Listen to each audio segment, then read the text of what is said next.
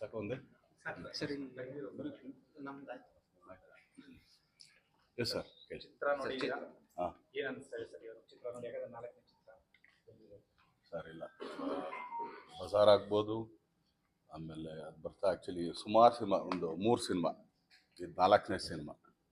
But ನಾನು ನೋಡ್ದಂಗೆ ಒಂದು ನಾವೆಲ್ಲರೂ ಆ್ಯಕ್ಚುಲಿ ಇವೆಲ್ಲ ಏನು ಟ್ರೈಲರ್ ನೋಡಿದ್ದೀರಾ, ಆ್ಯಕ್ಚುಲಿ ತುಂಬ ಮಾಸ್ ಇರ್ಬೋದು. ಹಂಗೆ ಮಾಸ್ ಜೊತೆಗೆ ಆ್ಯಕ್ಚುಲಿ ಒಂದು ತುಂಬ ಒಂದು ತಾಯಿ ಸೆಂಟಿಮೆಂಟಿಂದ ಹಿಡಿದು ತಾಯಿ ಎಷ್ಟು ಮುಖ್ಯ, ತಂದೆ ಏನು ಮಾಡ್ತಾನೆ, ಈ ಥರದ ಎಲಿಮೆಂಟ್ಸ್ ತುಂಬ ಚೆನ್ನಾಗಿ. ಆಮೇಲೆ ಡೈರೆಕ್ಟ್ ಇಲ್ಲೇ ಇದ್ದಾರೆ. ನಾವು ಆ್ಯಕ್ಚುಲಿ ಫಸ್ಟ್ ಹಾಫ್ ನೋಡಿದಾಗ ಒಂದೆಲ್ಲೋ ಒಂದು ಏನೋ ನೋಡ್ತಾ ಇದೀವಲ್ಲ ಅಂತ ಅನಿಸ್ತು. ಬಟ್ ಅದು ಆ್ಯಕ್ಚುಲಿ ಅದು ಮುಗಿದ ಮೇಲೆ ಆ್ಯಕ್ಚುಲಿ ಹೇಳ್ಬಾರ್ದು, ಅದು ಮುಗಿದ ಮೇಲೆ ಇನ್ನೊಂದು ಥರ ಇದೆ. ಆಮೇಲೆ ಹೌದಲ್ಲ ಇದೇನೋ ಒಂದು ಇದು ಮಾಡ್ಕೊಂಡವಲ್ಲ ನಾವು ಅಂತ. ಸೊ ಆ ಥರದ್ದೊಂದು ಸಿನಿಮಾ. ಆಮೇಲೆ ನನಗೆ ತುಂಬ ಇಷ್ಟ ಆಗಿದೆ ಏನಂದರೆ ಫೈಟ್ಗಳಲ್ಲಿ. ಆಮೇಲೆ ಮುದುರಾಕ್ಷಿ ನಾನು ಯಾವಾಗಲೂ ಹೇಳಿದೆ, ನಾನು ಅವತ್ತು ಏನು ಟ್ರೈಲರಿಂದ ಇದ್ರ ದಿನಾನು ಹೇಳಿದೆ, ತುಂಬ ಒಳ್ಳೆಯ ಸಾಂಗ್. ಆದಮೇಲೆ ಮೆಲೋಡಿಗಳು ತುಂಬ ಚೆನ್ನಾಗಿದೆ. But Dhanveer has grown up actually. 3 ಸಿನಿಮಾಗೆ 4ನೇ ಸಿನಿಮಾಗೆ ಆ್ಯಕ್ಚುಲಿ ಬೇರೆ ಥರ ಧನ್ವೀರ್ ನಾವು ಕಾಣಿಸ್ತೀವಿ.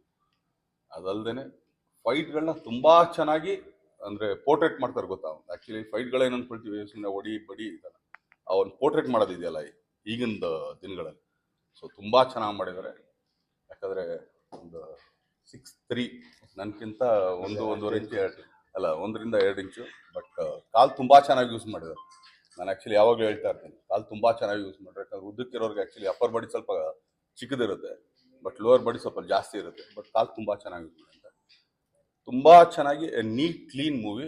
ಅದಾದಮೇಲೆ ಒಂದು ತುಂಬ ಒಳ್ಳೆ ಮಾರಲ್ ಇದೆ, ಒಂದು ತಾಯಿ ಜೊತೆಗೆ ಇನ್ನೊಂದು ಮತ್ತೊಂದು. ನಾನು ಇಷ್ಟೇ ಕೇಳ್ಕೊಳ್ಳೋದು ಎಲ್ಲ ಕರ್ನಾಟಕ ಜನತೆ ಹತ್ರ,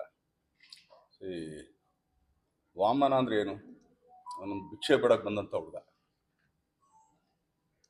ಒಬ್ಬ ಬಲಿ ಚಕ್ರವರ್ತಿ ಹತ್ರ ಭಿಕ್ಷೆ ಬೇಡ್ತಾನೆ. ಸೊ 3 ಹೆಜ್ಜೆ ನೀನು ಎಲ್ಲರೂ ಹಿಡ್ಕೊ ಅಂತ ಹೇಳ್ತಾನೆ. ಅಲ್ಲಿ ಇಡ್ತಾನೆ, ಇಲ್ಲಿ ಇಡ್ತಾನೆ, ಕೊನೆಗೆ ಎಲ್ಲಿ ಹೆಜ್ಜೆ ಇಡಬೇಕು ಅಂತ.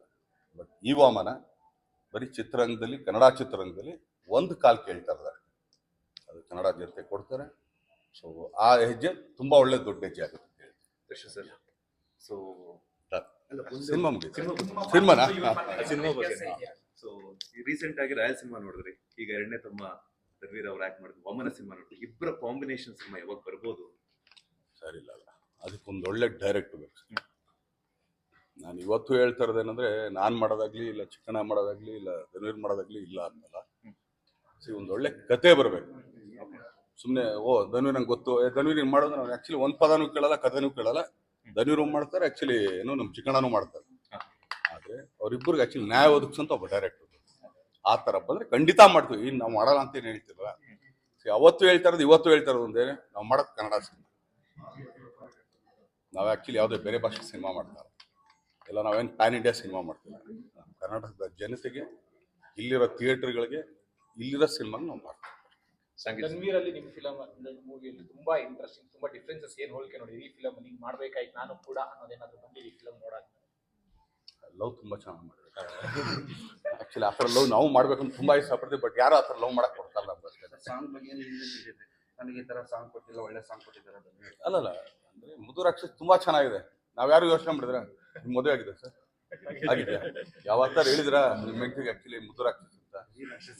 ಅಷ್ಟೇ ಅಲ್ವಾ? ಹಂಗೇನೆ ಮುದುರಾಕ್ಷಿ ಹೇಳಿದ್ರೆ ಅವಕ್ಕೊಂದು ಖುಷಿ ಆಗುತ್ತೆ. ಚೆನ್ನಾಗಿದೆ ಅಷ್ಟೇ. ಸರಿ, ಥ್ಯಾಂಕ್ ಯು.